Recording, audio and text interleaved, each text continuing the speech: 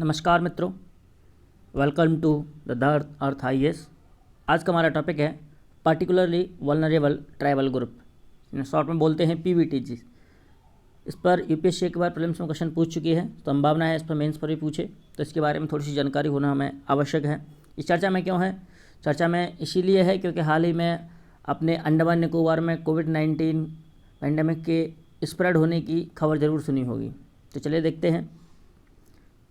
At least 5 members of the Great Andamanese tribe have tested positive for COVID-19। यानी 5 members को वहाँ कोविड-19 का test किया गया और तो वो पॉजिटिव निकले वहाँ कम से कम।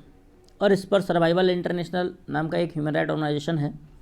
इस सर्वाइवल इंटरनेशनल ने काफ़ी सवाल उठाया है, क्योंकि सर्वाइवल इंटरनेशनल मुख्य रूप से ट्राइबल पीपल्स के लिए ही काम करती है, एक ह्यूमन राइट ऑर्गेनाइजेशन है।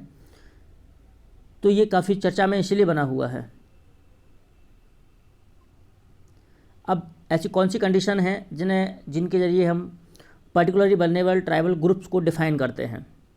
तो कोई भी ट्राइब्स हो जो अगर इन 4 क्राइटेरिया पर खरी उतरती है, यानी इन 4 मानदंडों पर अगर वो खरी उतरती है, तो हम उसे पर्टिकुलरली वल्नरेबल ट्राइबल ग्रुप में शामिल करते हैं। पहला कौन सा है? पहला है pre agriculture level of technology. ध्यान से सोचने वाली बात है, यानी वहाँ की टेक्नोलॉजी उतनी भी नहीं है जितनी कृषि क्रांति के दौरान हुई थी, यानी टेक्नोलॉजी इतनी पुरानी है, मतलब लकड़ी के हथियारों से ज़्यादातर काम किया जाता है। दूसरा है लो लेवल ऑफ लिटरेसी, यानी साक्षरता की अति निम्न दर है। तीसरा है इकोनॉमिक बैकवर्डनेस, जब इतनी बात होंगी तो वो तो सब होगा ही, आर्थिक पिछड़ापन तो होगा ही। चौथा है या तो पॉपुलेशन स्थिर है या उनकी जनसंख्या लगातार घट रही है। ये सबसे बड़ा कंसर्निंग इशू व चिंता वाला विषय है। इन 4 मानदंडों के आधार पर किसी भी ट्राइब्स को PVTs के अंतर्गत शामिल करते हैं। अगर हम बात करें तो कम से कम 75 ट्राइबल ग्रुप्स ऐसे हैं जिन्हें मिनिस्ट्री ऑफ होम अफेयर्स ने as a particularly vulnerable tribal group declare किया हुआ है। PVTs के बारे में और बात करें तो ये लगभग 18 राज्यों में रहते हैं और एक UT है जिसका नाम है अंडमान एंड निकोबार आइलैंड, यानी एक केंद्रशासित प्रदेश, उसमें रहते हैं। मिनिस्ट्री ऑफ ट्राइबल अफेयर है, यानी जनजातीय मामलों का जो मंत्रालय है, वो एक स्कीम इनके लिए लागू करता है। वो स्कीम है development of particularly vulnerable tribal groups, और ये स्पेशली उन्हीं के लिए है, यानी अन्य किसी जनजाति के लिए नहीं है, उन्हीं जनजातियों के लिए है जो पर्टिकुलरली वल्नरेबल ट्राइबल ग्रुप्स में आती हैं। ये बात ध्यान रखने वाली बात है। अब बात करें इनकी हिस्ट्री पर थोड़ी सी, तो PVTs का उद्भव कहाँ से हुआ, कैसे हम लोग समझते हैं कि PVTs हैं या नहीं हैं। तो सबसे पहले 1973 में एक ढेबर कमीशन बनाया गया था। उस ढेबर कमीशन ने ट्राइबल ग्रुप में से उन ग्रुप्स की पहचान की थी जो अति प्राइमेटिव हैं, यानी एक्सेस प्राइमेटिव कंडीशन में रहते हैं, बहुत ही आदि मानव वाली स्थिति में रहते हैं। तो उन्होंने इसको नाम दिया था प्राइमेटिव ट्राइबल ग्रुप, यानी ट्राइबल ग्रुप तो है लेकिन वो प्राइमेटिव है, तो इनको PTGs कहा गया था।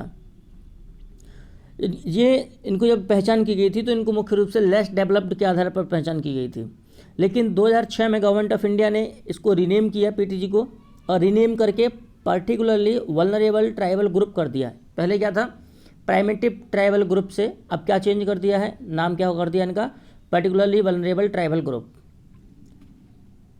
अगर हम इंडिया के पॉपुलेशन में थोड़ी बात करें तो कुल जो जनजाति लोग हैं वो भारत के टोटल पॉपुलेशन का 8.6% हिस्सा है, और इंडिया के टोटल जोग्राफिकल एरिया में वो 15% ऑक्यूपाई करते हैं, यानी 15% एरिया में वो लोग रहते हैं।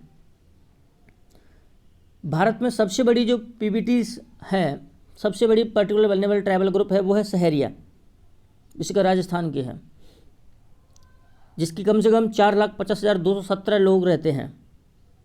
जबकि जो अंडमान निकोबार में जो सेंटिनलीज है और अंडमानीज हैं, इनकी जनसंख्या बहुत ही कम है, इनको भी PVTs में शामिल किया जाता है।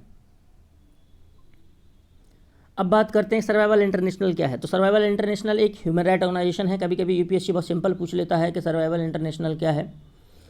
तो सर्वाइवल इंटरनेशनल एक ह्यूमन राइट ऑर्गेनाइजेशन है जिसको 1969 में फॉर्म किया गया था, 1969 में। और इसका मुख्य काम क्या है? मुख्य काम है जो किसी स्थान के देशी लोग हैं, एकदम इंडिजिनस पीपल हैं या ट्राइबल पीपल हैं, या जो अनकॉन्टैक्टेड पीपल हैं, जो किसी के टच में नहीं आना चाहते, नहीं टच में आए हैं, उनकी रक्षा के लिए, उनकी पॉपुलेशन को बचाए रखने के लिए एक आंदोलन चलाती है सर्वाइवल इंटरनेशनल। मुख्य रूप से उनकी जो लैंड है, ट्राइबल पीपल की जो लैंड है वो अनकॉन्टैक्टेड ही रहे, इस बात पर फोकस करने पर मुख्य रूप से ये सर्वाइवल इंटरनेशनल ध्यान देने की कोशिश करता है। अब बात करते हैं अंडमान निकोबार में जो जनजातियां हैं।